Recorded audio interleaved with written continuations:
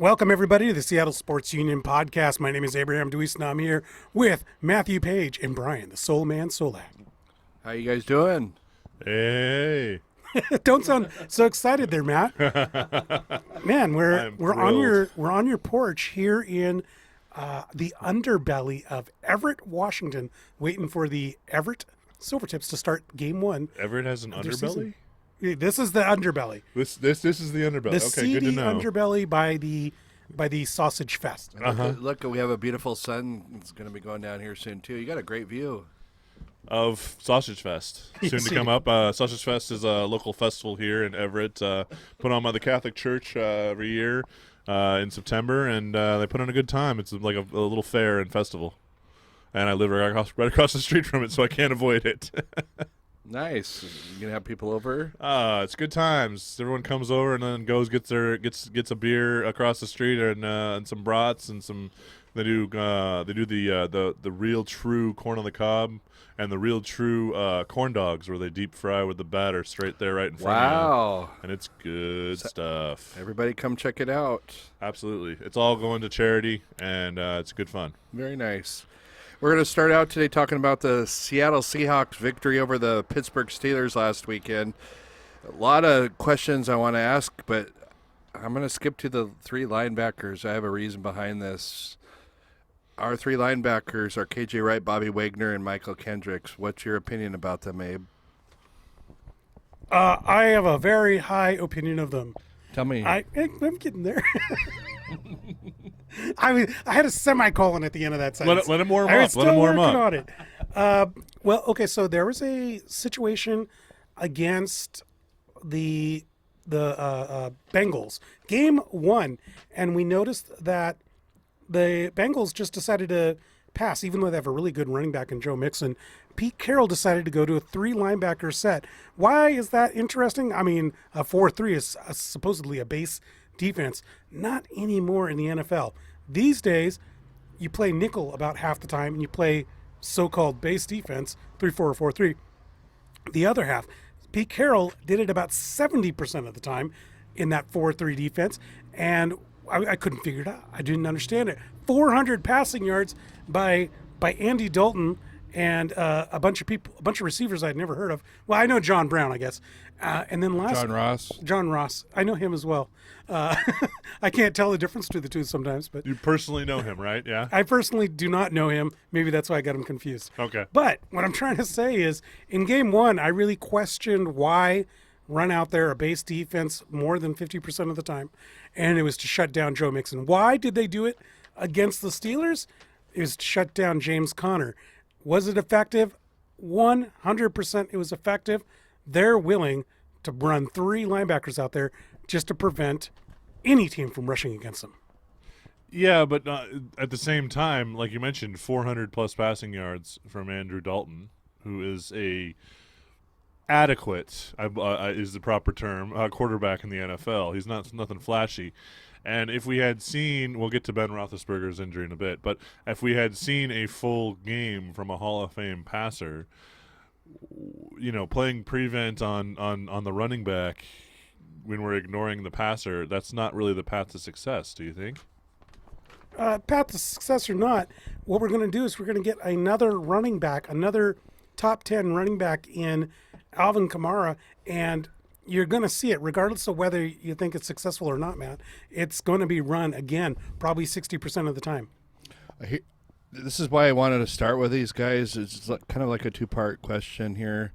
Number one, what do you think of these three guys? Do you think we've got a top 5 linebacker trio in the NFL? And number two, every time I think of these three guys, I think of back in 1989 when Seahawks, even though they had a 4-3 defense, they had the Boz, they had Dave Wyman, they had Tony Woods, Rufus Porter. They had a great linebacking core there. That's who I think of when I think of these guys. So I guess the first part, the answer is yes, and the second part, there wasn't really a question there. Yeah, the first part of that is, yeah, they're not the top 5. They're the number 1 linebacking unit in the NFL, and maybe in the last half dozen years. But going back to the Seahawks in the 80s, 88, 89. That was a 3-4 defense, actually, running 4 linebackers back there. Rufus That's Porter. right. Rufus Porter was hand on the ground, kind of like a smaller Lawrence Taylor type guy. But you called Bosworth great. That's what I got to really. That's where I'm taking issue with this. Bosworth was great. That's the reason why I brought it up. I thought the Boz was great here for the first couple of years. Yeah. Look at him. He's throwing up. I know you guys can't see making him. Gag reflexes over there. And you caught me on that, Matt. Yes, it was a kind of comment. agree. But I had a question and a comment. Forgive me for that. So I answered yes, as in I agree with Abraham. They're probably the top unit in the NFL. Definitely top 5. And then 1989, I don't really have a comment, I guess, because it was a comment you made yourself. I don't really have an answer to that question because you didn't ask a question. You got me. Okay, but thank you for your response. I want to talk a little bit about the play calling during the game. Were you happy with seemed like pretty much a 50-50 run and pass? It was a lot better than it was in game 1. It was definitely improved. I still think Schottenheimer is one of the most predictable play callers in the business.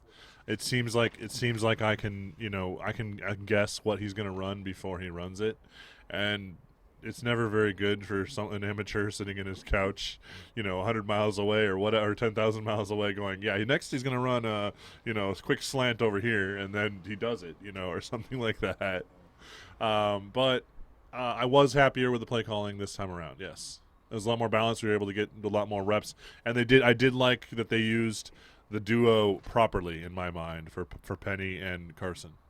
Yeah, you beat me to the punch on that Rashad Penny and Chris Carson comment. I not only enjoyed the 50-50 split in passing and running, I like that they mixed it up. I'm a little concerned in the passing game. They're not spreading it around as much, but I do like that it wasn't a guarantee on first down that we're going to run. I have a question about Penny, Matt. I know you're not a fan of Penny, so I'm just shocked to hear that out of you. Okay, for the record, the distaste I have is really just from the fact that we wasted a first-round pick on the guy. If we had picked him in the 3rd round right now, I would have no complaints with the man at all.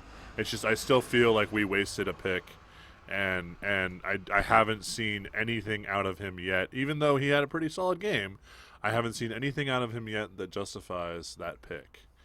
And so unfortunately, that's going to constantly be in the back of my mind. Is this guy was a first-round pick? I mean, you expect a first-round running back to be, I don't know, amazing. You expect it to be an Adrian Peterson or I'm trying to think of really good first-round pick running backs that are coming off of my mind here. Marshall Faulk or Eric Dickerson, or these are, you get to go back in time because feature backs have kind of fallen out of vogue and then back into style again in the NFL.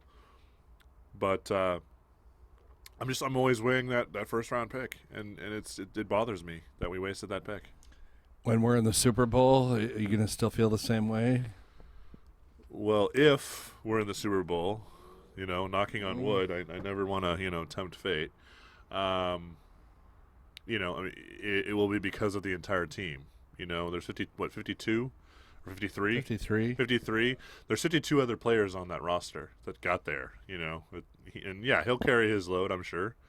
But it's a team effort. It's not just that one guy. Fair enough. I'm going to skip to the safeties here. We had Mr. McDougal and Mr. Delano Hill playing for us. Delano Hill. Delano Hill, thank you. No, just Lano. Lano? He changed his name. Okay, my bad. And now we must change the way that we react to his name being said. In my opinion, I know, long story short, Tedrick Thompson is a wuss, and I'm glad Lano Hill played that. He did a great job. Tedrick cut the guy. He's worthless. I was gonna say what happened to Tedrick Thompson? Did he have to go on the injured wrist list because his pride was bruised? Yeah, his pride was. It's a hamstring injury. Is what it is. Yes, aka the pride bruised. Yes. Yeah, but I don't know where you get worthless from. I mean, the guy was a third rounder coming out of Colorado. The guy has talent. He just doesn't have. he doesn't have that free safety range that we're used to from an Earl Thomas. Nobody can fill Earl Thomas's shoes, and I don't know that if that requires us to decide he's worthless. He isn't. He's guilty of not being as good as Earl Thomas, and probably not as good as Lano Hill, because Lano Hill did show something in last Sunday's game. And for the record, Mr. Soulman, you're not as good as Earl Thomas either. No, I'm not. I agree. You but- suffer from the same problem that he does. But we don't think you're worthless. Okay. Not to your face. Wow. That's another topic, but how do you think the receiving corps did for us on Sunday? I was not happy that they targeted Lockett 12 times. I mean, part of it has to do with whether he was covered or whether he wasn't.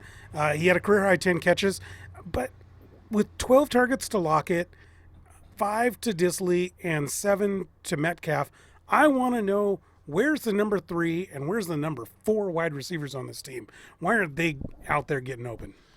Well, judging from the number of targets, Malik Turner was probably our number 3 for the week. He got 3 passes. He was targeted 3 times. He got all 3, and he got 54 yards. I mean, I remember one catch specifically, and he did very good. He kind of impressed me, but he's not a number 3 though. He should be like our number 5-ish.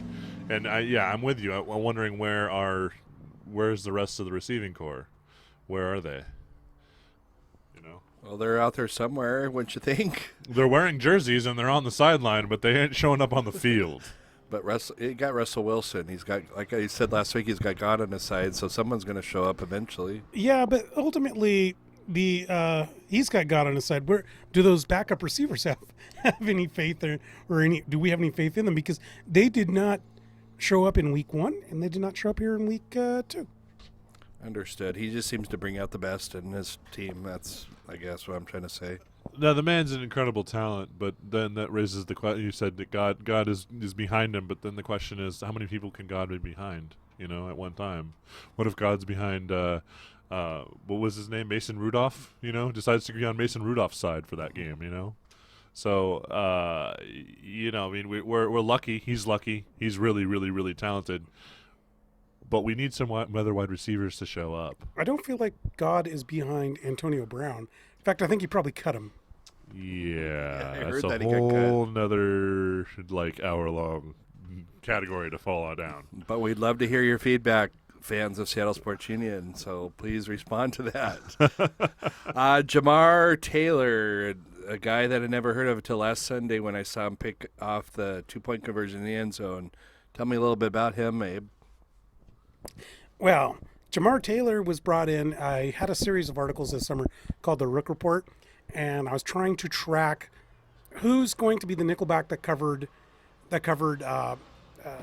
for Justin Coleman when he left. I thought it was going to be Marquise Blair or Ugo Amadi. Ugo Amadi got run over by McDougald in the first game, and I don't think Carroll thinks that Blair or Amadi, as rookies, are ready to be where they need to be on the field. Talent-wise, they're there. They're starters in this league, but they're still rookies, and I think that's why Jamar Taylor's on the team.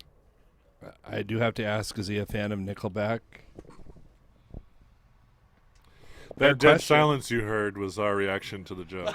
Come on. Yes, he plays Nickelback. I don't know if he also plays it on his radio, but boom. Last question before we move on. Big Ben Roethlisberger got injured during the game. Was it because of the Seattle Seahawks or just because he's old? Well, he is getting up there in age. If I recall correctly, it looked like he didn't even get hit. He just did it himself. Yeah, that elbow injury was haunting him from the first throw all the way to the last. And from what I read, it's been bugging him all season. And something just finally gave, and he decided, all right, we're done. I'm taking a look at it, and I don't know. I don't know. Even if he had been healthy, boy, they've lost too much talent on that Steelers team, and that defense of the Steelers could not keep up with the Hawks. Fair enough. We're going to start looking forward now. Coming up this weekend, we're hosting the New Orleans Saints out of New Orleans, believe it or not. And they're coming into town, and they recently had a bit of a shift at quarterback also. We kind of got a little lucky on that end. But we'll start first with Drew Brees. And what kind of impact do you guys expect that to have on the game? And Teddy Bridgewater. I expect Drew Brees to have no impact on the game. Well, I expect him to be injured and not go into the. Oh, I know. And that's why I said the second half, which was Teddy Bridgewater coming in. Teddy Two Gloves, yes. Teddy Two Gloves is making his comeback from the injury that he had in preseason of, was it 17 for the Minnesota Vikings? And he was kind of contemplating going, just quitting football, but came back with the Saints last season. Had probably the best coach you can think of in Drew Brees to help up his game. Only thing is, I didn't see much from him last Sunday night. He didn't look like the kind of guy that was going to take the Saints to the promised land against the Rams, and I don't think he's got it in him to take the Saints to the promised land at the clink. All right. Seattle Seahawks quarterback Geno Smith, who's a backup quarterback, he's better than Teddy Bridgewater. That's my opinion. Wow. That is saying a lot, considering we saw how bad Geno actually was. Yeah. And Teddy Bridgewater actually ran a successful offense in Minnesota, unlike Geno Smith in his career. Wait a minute. That's not fair. The Jets are where quarterbacks go to die. Like, you can't – he had talent. He went to the Jets, and that's end of the career. It's been that way for 40 years with the Jets. Who was the last good player? Ken Anderson or – Ken O'Brien. Ken O'Brien, yeah. Oh, yeah, Ken O'Brien. Or Vinny Testaverde. Vinny Testaverde. I loved Vinny. Old green balls himself. Okay, so here's a question then. They have a guy on their roster that they use in a lot of different roles that Sean Payton likes to throw out there just to kind of fool defenses, and it's never really fooled anyone in my opinion, but he loves to throw him out there. He's a backup quarterback, Taysom Hill. Do you think there's any chances that they pull Mr. Bridgewater? I think there is a very good likelihood that Bridgewater is going to be unable to keep up. And I'm not saying that Bridgewater wasn't any good at Minnesota. I'm just saying what I saw Sunday night against the Rams just plain isn't good enough for an NFL quarterback. And maybe that's just being thrust in without any reps or any practice. But boy, oh boy, that wasn't good. Yeah, Taysom Hill's going to definitely get some snaps. Here's my prediction. Bobby Wagner's going to sack Bridgewater in the first half, and it's going to knock him out of the game because Teddy Bridgewater is the worst quarterback I've ever seen in the NFL. That's a high bar. That's a bold statement. Well, Has he never watched a Detroit Lions game before Matthew Stafford? Has he never seen Ryan Leaf with the Chargers? Has he never seen any other Has he never Wazzu seen quarterback? Kelly Stoffer with the Seahawks? Kelly Stoffer, there's a good one. Wazzu, really? Look at Minshew. I know it's only a couple games selection, but he's done well. All right. What about what about Johnny Football? You're saying he's better than Teddy? Hey, I'm talking about this era. Johnny Football was Johnny Football was all of 2 years ago. No, like 5 years ago. No, it wasn't that long ago, dude. All right. Moving on. Bridgewater's awful. That's all I'm going to say. But Bosworth was great. He was better than Bridgewater. He could play quarterback, I bet. Wow. Some Next sweeping declarations. question. We're going to move on. He's just getting a little more wild. Sorry about that. I had a little motorcycle drive-by. Alvin Kamara, the key cog in this offense. And I probably butchered his name. Kamara? Kamara. All right. Mr. Kamara, what should we watch out for? So I'm pretty certain that they're going to have to lean heavily on Kamara, and you're going to see a lot of swing passes, and you're going to see a lot of attempted carries. The attempted carries are going to come probably on draw plays. They are against that 4-3 front. They're going to have to try to do a lot to get those linebackers off the line of scrimmage, out of the box. And a good way to do that is to send Michael Thomas over the middle, to send their other wide receivers who they don't have a lot of. A lot of them are injured. Ted Ginn's injured. I can't even Actually, remember. Ted Ginn is only questionable. He's actually only he questionable? might play. Okay. Yes, But send those guys. but the was it Traquan? Yeah. I'm blanking on his last name. He's out. He's out. Okay. Yeah. But what they're going to do is they're going to need to do a lot of those kind of screen passes, swing passes, and draw plays. Get those linebackers off that darn line. Okay. What should we look out for from them defensively? This is not a good defense. This is not a This good defense. pass defense was atrocious. They're 27th in the league in points allowed. Granted, it's only 2 weeks. I understand that, and they did play the Rams, but they didn't play the Rams on defense very well. Cameron Jordan's probably their main guy, but I don't know. I just wasn't. I thought there was a lot more talent, and when I watched them on their run to the Super Bowl that they were cheated out of, they looked like a better put together team. This does not look like a well put together defense for some reason. Well, okay, and then I'm just going to flip back to the opposite side of the coin to our defense. We've let up it was almost 600 yards passing in the last 2 games. Understood, but we're averaging 22 points per game as opposed to their 28 points a game. Yeah, Full once touchdown. again, we're talking small sample sizes, of course, like you said. So there is that grain of salt to take in there. Yeah, but when you take a look at the backup quarterback coming in, would it be safe to say that would it be safe to say that Breeze is worth probably 7 to 10 points more per week than Bridgewater? One of the all-time greatest quarterbacks ever. Yes, I think it would be. It's fair to say that. Yes, a Hall of Famer. You can always say that. So finally, I'm just curious, what kind of predictions we looking for? What's going to happen? Tell me what's going to happen when I turn on the TV on Sunday morning or whenever. Is it a day game or is it? I don't remember. It's a noon game or a 1 o'clock game. Yeah. 1 o'clock game. When I turn on the TV, what will I see?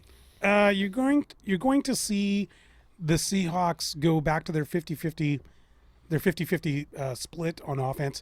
That's because this pass defense for the Saints isn't as good as their run defense. And what you're going to see from the Saints is a heavy dose of Kamara, and you're not going to see a lot of Michael Thomas downfield.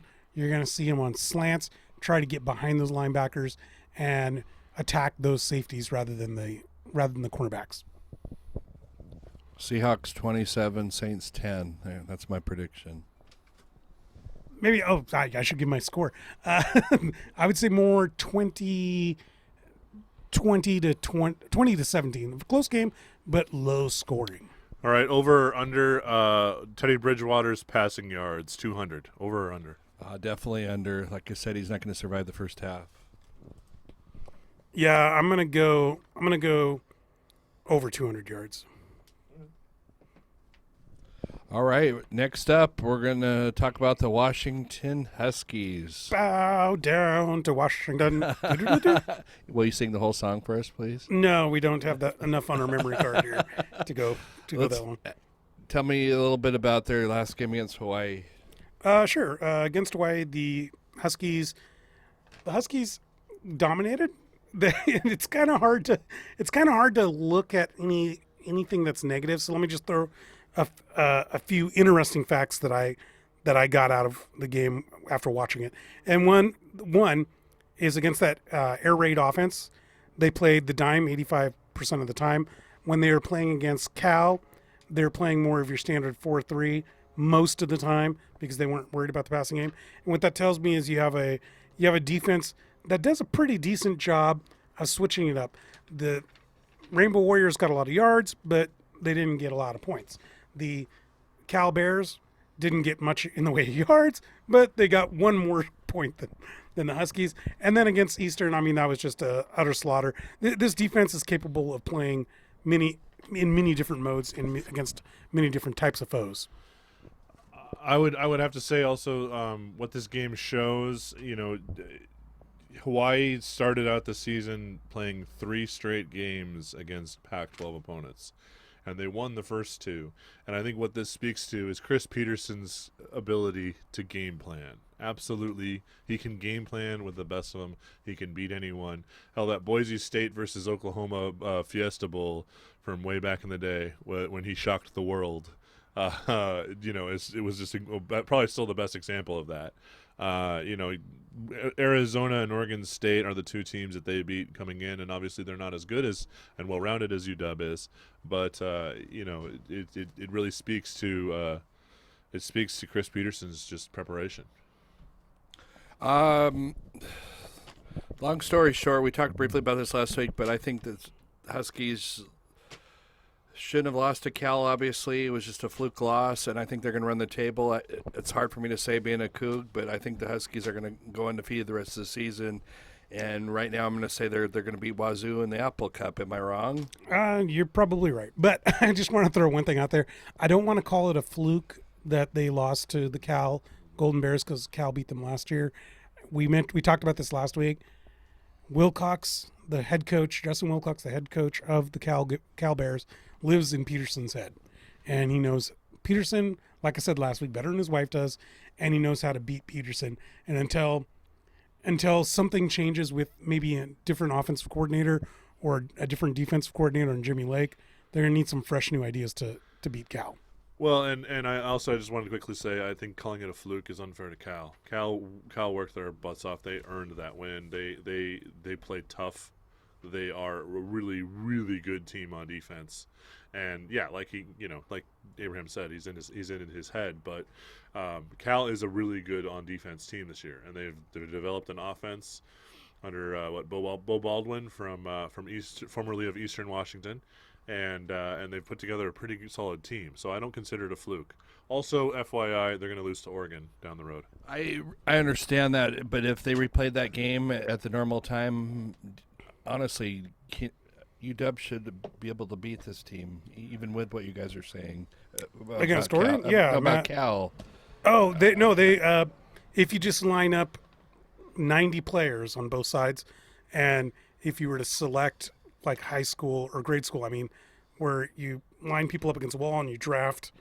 Yeah, it's mostly the higher picks are definitely UW.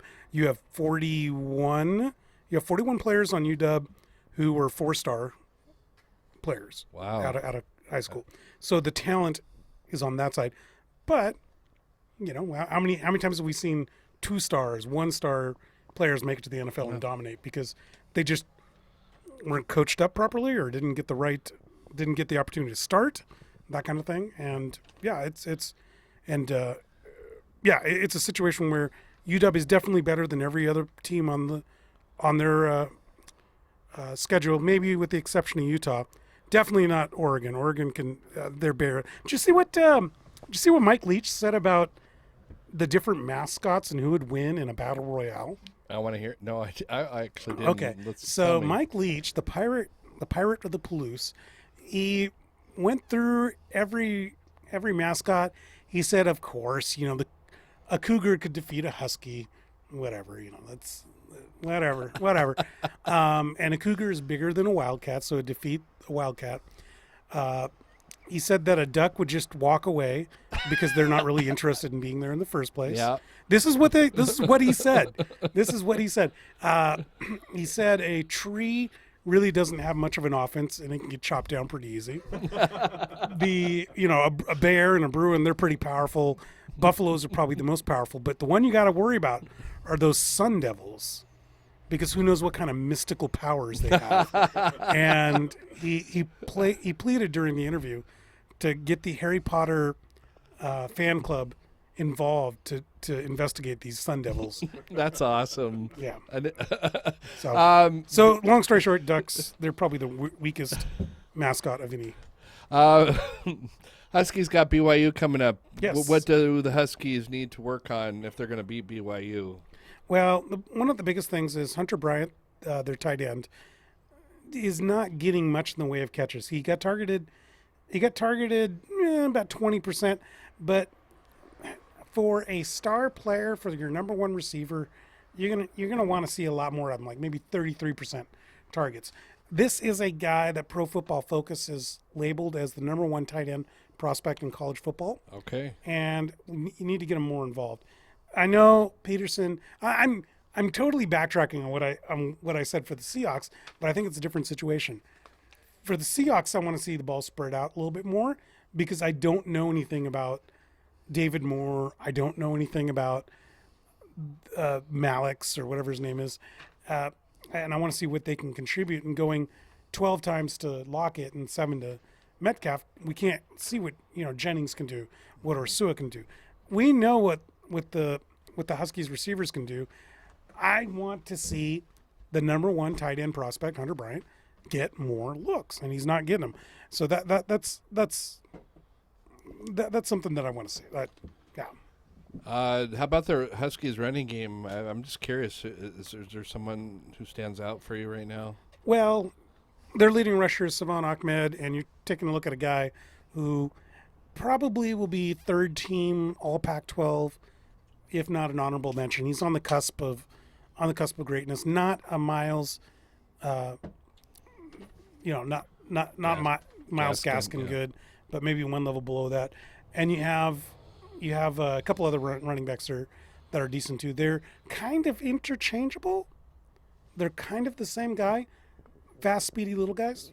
Okay. And that's what Peterson wants out of those running backs. Okay. And he wants to rotate them.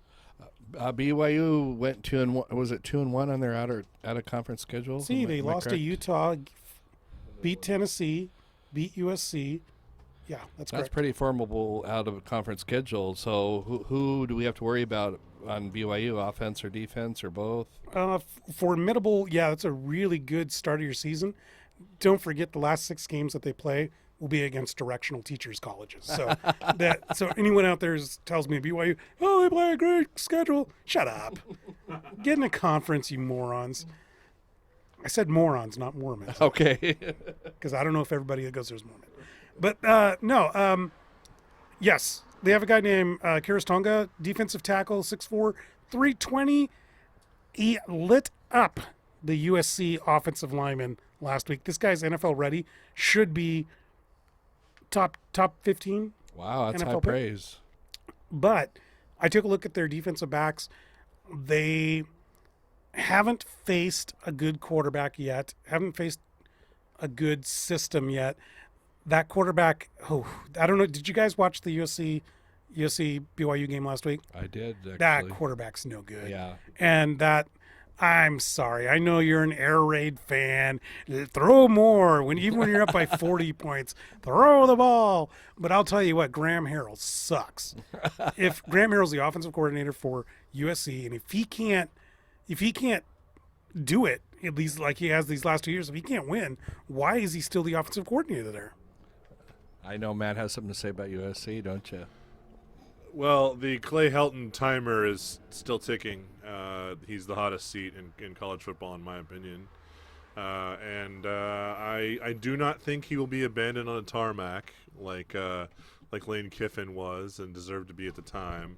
The new AD is going through and cleaning house at USC, and she will probably do things a little more professionally and wait till the end of the season. But I would not be surprised if she's forced to pull the trigger early. Yep. I want to answer your first question. Is there anybody at BYU on offense to take a look at?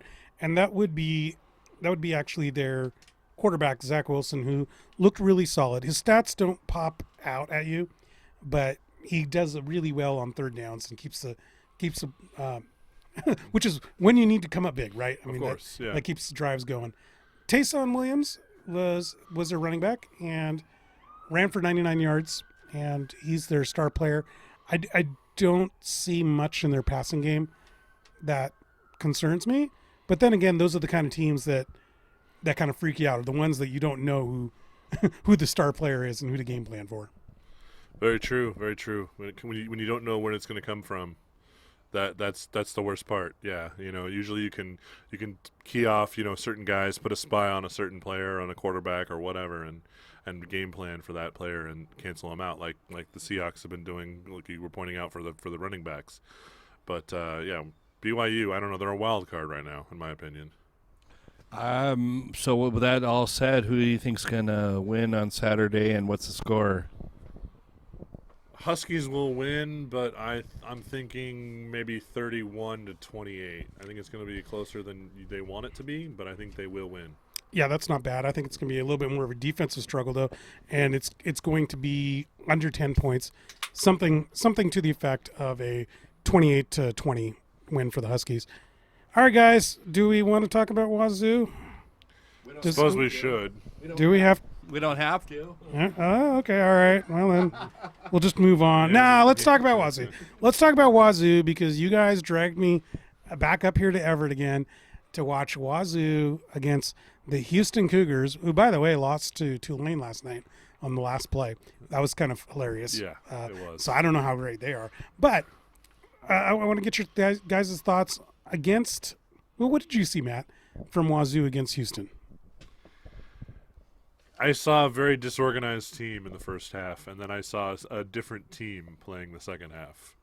Whatever happened, they regrouped and they came together in the second half, and figured whatever it was that was ailing them out.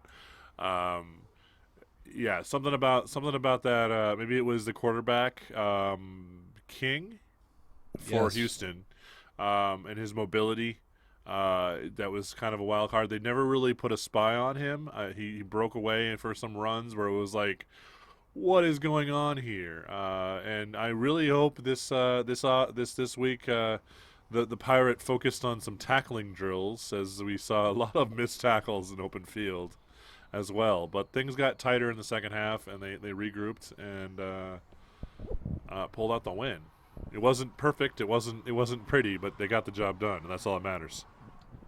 I kind of agree with you. I know I'm the Wazzu guy here, but I was very unimpressed with the first half to where I thought that our quarterback error, Anthony Gordon, should have been removed at halftime. He just was very ineffective at his job. So you're saying that the real quarterback should have been put in? At the time, I thought that Gabe Gubrud. There you go. I said Gabe. Oops, I didn't. I screwed up again. Gage. I did when we were Get one name. Get one.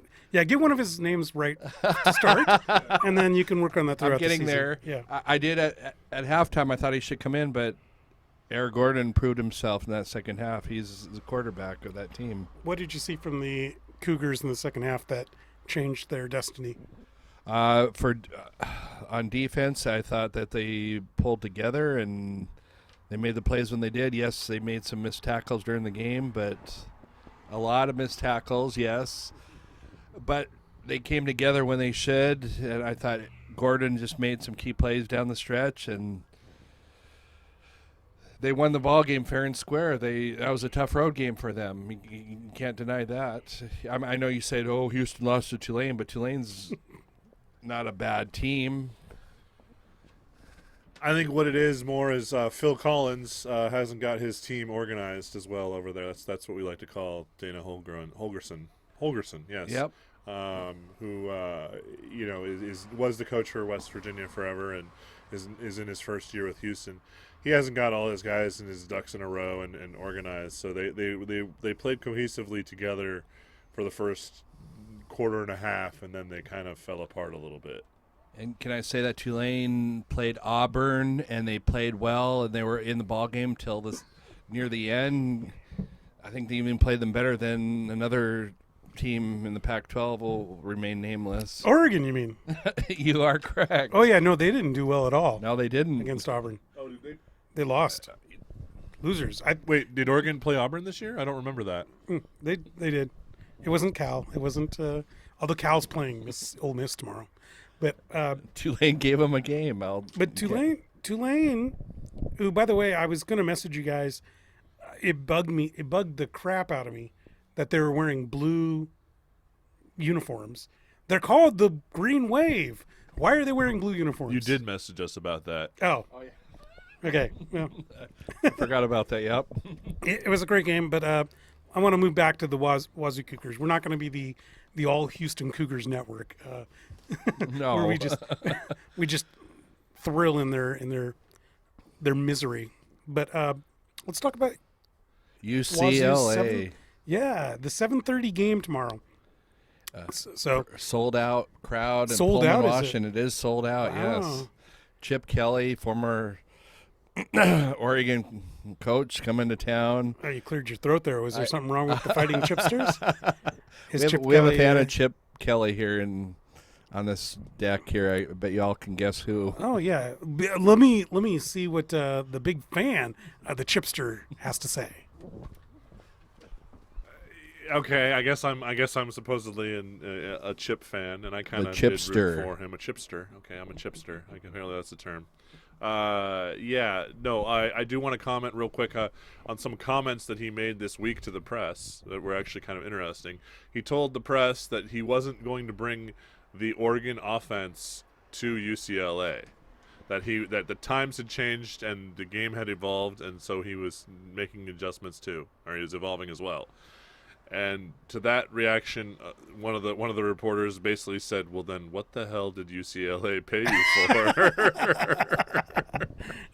It's okay. Well, that's a fair response by the reporter, but I think it's also a fair thing to bring up by Chip Kelly. If I don't know, 20%, 30% of the Pac-12 are running his offense. Well, it's not unique anymore. He exploited, as I was telling the Soul Man earlier, he exploited the track team there at Oregon and the facilities there to draw track and field stars to come and play as his skill slots. So he built a speed advantage over the rest of college football, and that's something that he also tried to do at the NFL level. And obviously, you can't succeed there. But why that worked at the college level is maybe only one or two defensive backs are going to be in the NFL caliber on a team you're playing against. So the speed advantage could be taken advantage of that at the level. You could still do that today at UCLA and build something similar, but he apparently doesn't have that on mind. Now, how much of this comes down to former Husky, by the way, linebacker Jim Mora, who coached UCLA? How much of this comes down to the complete utter disaster that he was there? What do you mean? Like he doesn't? Well, by all accounts, they have one of the least talented rosters in the Pac-12. Their quarterback, Dorian Thompson-Robinson, I read up about him, and then I've watched him a couple times. This guy's not good. This is not a good quarterback, and he's tiny. Yeah, and one of the knocks on Chip is that he's never really been a big fan of recruiting.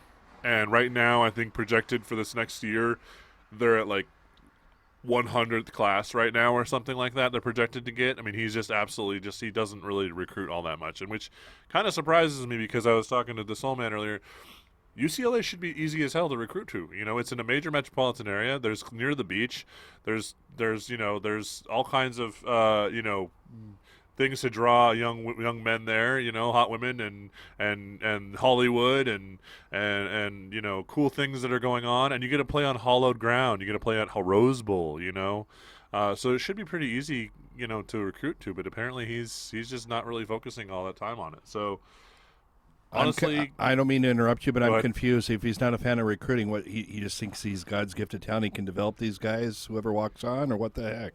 That's what he did with a lot of the Oregon guys. You know, he took like I said, he took the track stars and he just said, "Guess what? You're a wide receiver now," or "Guess what? You're a running back now." Like DeAnthony Thomas had never really considered running back that much until Chip Kelly got a hold of him. I thought he came out of Texas. He came out of California. Did he? Okay. Yeah. But it wasn't a situation too, Matt, where the Oregon Ducks had I'm not just blaming them. A lot of colleges have this. They had a pipeline, and high school coaches knew, I have this type of player. The place for him is in that Blur offense. Yeah. I think that's He built an identity, and he built that offense and that style. He did make adjustments if you look at it year to year based upon what he had. Some years were more running focused, some years were more passing focused. When he had Mariota who could actually throw, he had more of a running offense. When he had Jeremiah Masoli, who sucked at throwing but was an amazing mobile quarterback, he went more focused on running, you know. And Jonathan Stewart was the running back, so he handed off to Jonathan Stewart 200 times, you know, or whatever. So he can coach. It's just I don't know what he's trying to build at UCLA, and him saying that to the press was just kind of like one of those moments where you're like, wait, what? There's another problem too. It's Los Angeles, and I'm curious if his mentality doesn't work in the LA market. Well, he worked. I mean, like I said, he worked with a lot of. There were a lot of California recruits. He had a pipeline. Well, no. What I mean is, at Oregon, you'll get left alone by the local media. Oh, so you're talking about the media and like the alumni and all that kind of stuff. Yeah, that kind of thing. It might be running wrong, but I think this is only his second season.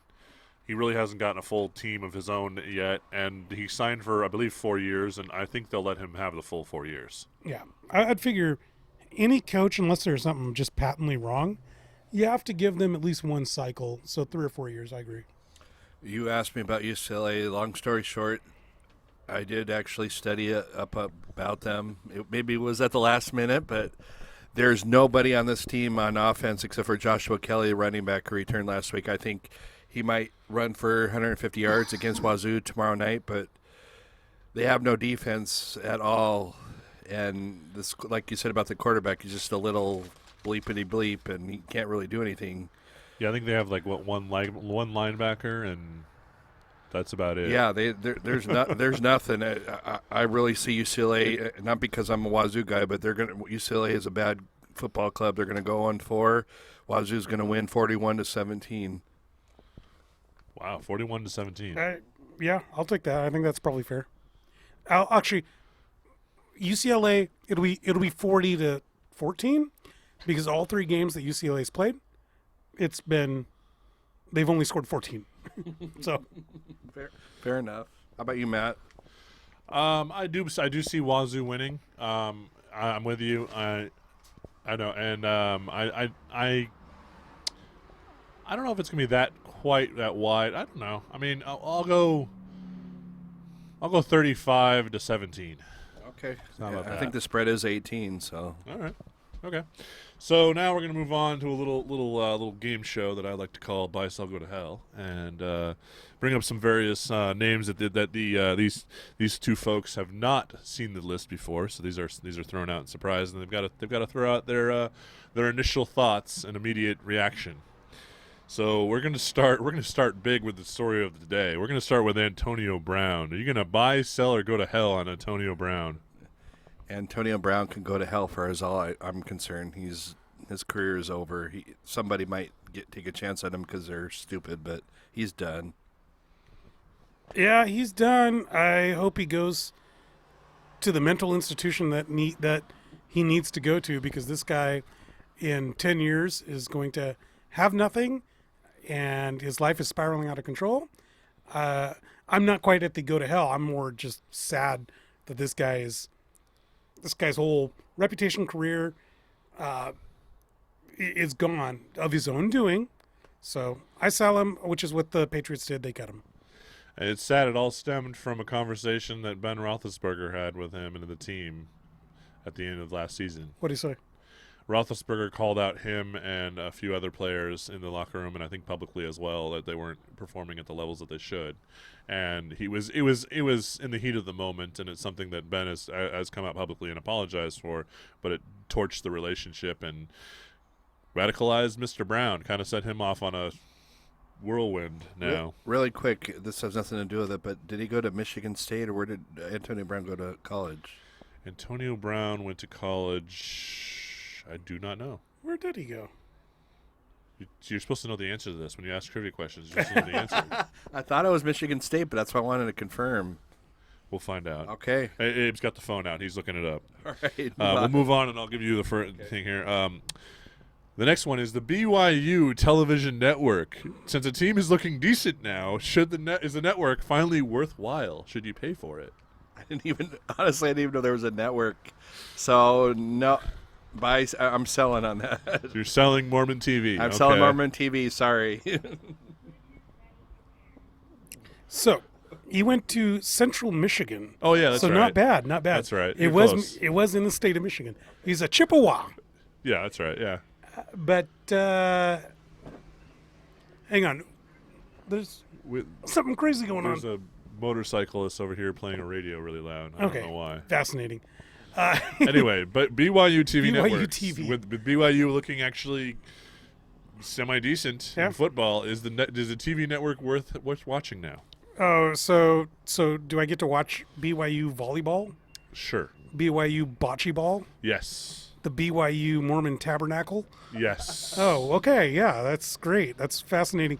They play 4 or 5 Power 5 teams. That's fascinating. They play 6 nobodies, 6 teams. Like, They play a lot of the Mountain West. they play some of the Mountain West, but they play nobodies, in my opinion. And it's not worth me buying. No, not Okay. at all. All right. Moving on. I can't even sell it because I ain't going to buy it. Now, Now, I don't want to say go to hell because that might actually be the right religion. And I may. Okay. We were actually talking about this team earlier. Houston's quarterback, Derek King, he passed Tebow last night with a record for the most consecutive games with passing and rushing touchdowns.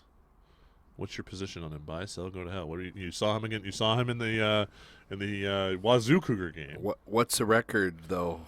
Do you know how many games, or I'm just I don't have that on me right now. Sorry. okay. No, that's okay. This guy doesn't have a future in the NFL, so I guess I'll sell on him. Really? I would say buy him. I mean, maybe in the 6th or 7th round, you can use him something to the effect of a Cordell Stewart or something to the, Taysom Hill, right? Yeah. Somebody who can make plays but be willing to understand. Unlike Tim Tebow, he might understand you're a utility player and we're going to put you in a position to succeed. You're not an NFL quarterback. You're a slash player. So, like how the Seahawks should have used Seneca Wallace back in the day? How tall He's nodding his head yes. How tall is King? Can he play wide receiver in the NFL, or I don't remember how tall he was. I think he's like 6 foot even around there. I was just thinking of that He's former not that big. Ohio State guy who turned wide receiver. I was just thinking of him. I can't think of his Terrell name. Pryor. Yeah, yep. All right, we're moving on to Eli Manning was benched this week, and they're going to start his replacement.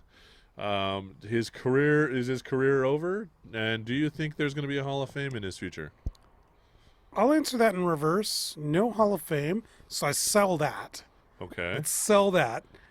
The career, I'll buy him as a backup quarterback.